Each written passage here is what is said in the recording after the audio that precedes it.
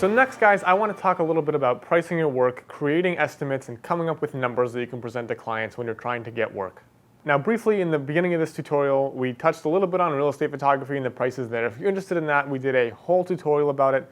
That was the first ever tutorial that we did make. So right now, I really want to talk about bidding on higher end commercial architecture, interior design, hotel type of jobs where it's a whole different ballgame. Now, for me, I've kind of arrived at my numbers through a lot of trial and error, and if you ask 10 different photographers how they bill, you'll probably get 10 different answers.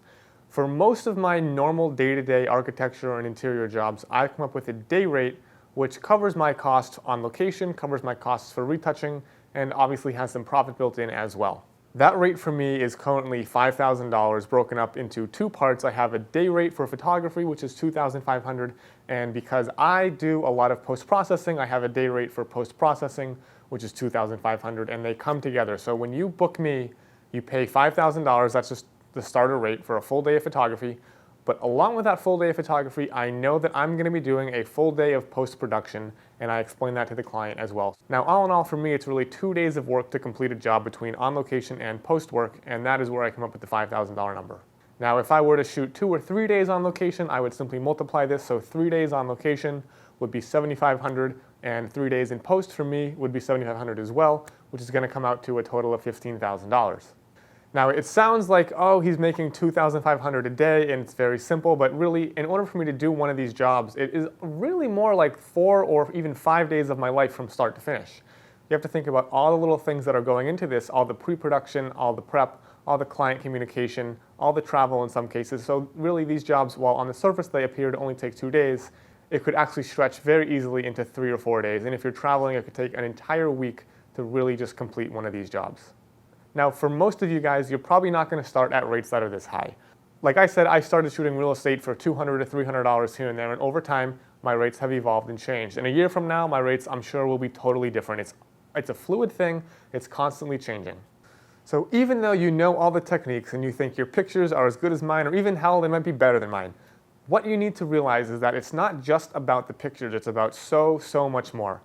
I have a body of work which can back up my rate. I can point to all of these varied projects that I've done in all sorts of locations, and I can pretty much at this point guarantee that you'll get spectacular results when you pay that kind of money. If you've never shot architecture before, it's going to be hard to convince someone to pay you $5,000 when you don't have the body of work to back up the price that you're asking. And in addition to that, I'm not booking every job that comes my way. I've also got to a point in my career where I can afford to turn down work that I know might turn into a nightmare, that I know might take way more time than is expected, or for any other tons of reasons. So I may be contacted 10 times in a week about a potential job, but out of those 10 contacts, I would say 5 of them can't afford me, and maybe 2 or 3 of them won't work scheduling wise, and 1 or 2 of them really are only ready to kind of play ball and get involved. And it turns out like, I'm maybe booking 10% of the people who contact me, but again, there's so much volume coming in, and I am at the point in my career where I can afford to kind of turn down some of those jobs that are going to be more of a headache, or they're not going to work scheduling wise, or whatever reason. I can afford to turn those down and really focus on those high paying clients. But just a few years ago, I was taking every job that I possibly could, and my rates were all over the place. So there may be jobs out there that I'm turning down that you could pick up. And I got to a point in my career where I had so much work and I was having such a hard time managing all the invoicing and estimating that I had to come up with a day rate that would make it substantially easier for me to bid on a lot of jobs that were somewhat similar. Now, you guys out there may have to start with a lower day rate than I did, and you will experience growing pains. I know that you're not going to get every job that comes your way.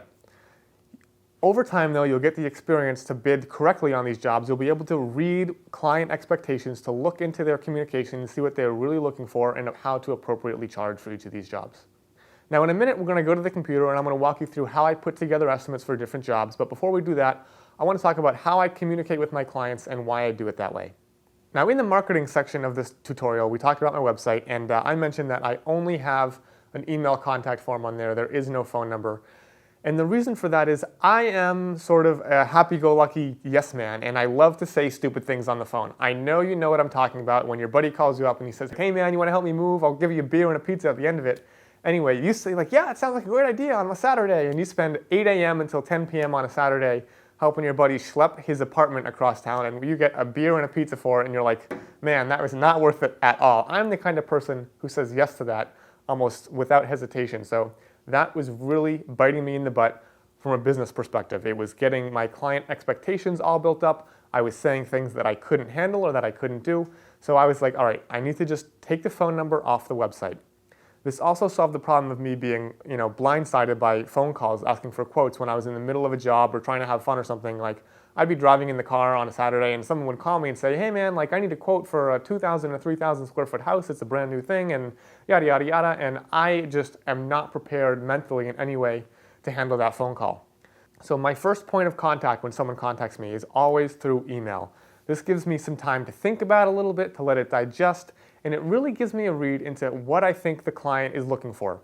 Now, like it or not, a lot of what we've talked about comes down to being a good negotiator, and a terrible, terrible place to be in negotiation is when you're put on the spot and you're trying to come up with numbers on the fly. It never really works out. So by having everything in an email, first of all, you've got it in writing. If any problems come up, you have time to think and digest. You can write out, you can draft something, and you can tweak it before you finalize and send it. And like I said, everything will be clearly communicated, all of the expectations. There's no one going back and saying, oh, but you said this, but you said that, but I said this. None of that happens when it's an email and it's all in writing. Now, you may be asking me, where do I get all these leads from? Now, most of it is, of course, through my website. I've worked very, very hard to bump up my SEO, my search results. So when you search for architectural photographer, I'm the guy who comes up. But a lot of it is also through referrals. I have clients who love my work who have then referred me to either other divisions in their company or other colleagues of theirs who would say, hey, we use Mike Kelly, he's a great guy, here's his email, hit him up. Lastly, another way that you might not think so much about is actually being proactive with your leads. So what I mean by that is if you're driving around your town or if you're in a city and you see a new building or a new house going up, find out who the designer is, who the architect is, who the contractors are. And you can email them and say, hey, I'm a local photographer and I would love to shoot your building. Here's my portfolio.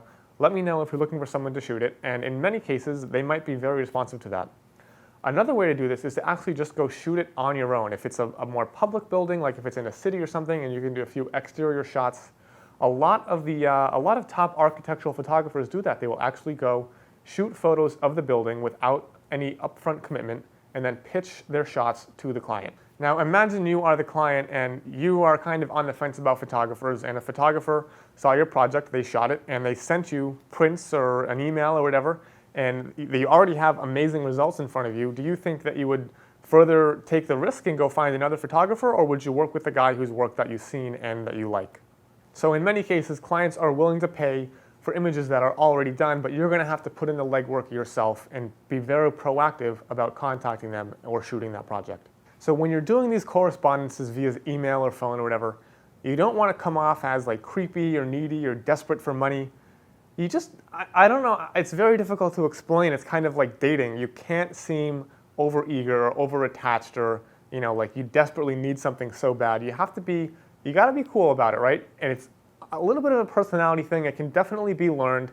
But again, I would definitely take some time and really make your email short and sweet and to the point, and don't get desperate or attached when you're talking to these clients. All right, so now we've talked a lot of hypotheticals. Now what we're going to do is we're going to go to the computer and we're going to work through some actual bids here, and I'm going to show you how I construct my estimates for 3 different types of clients.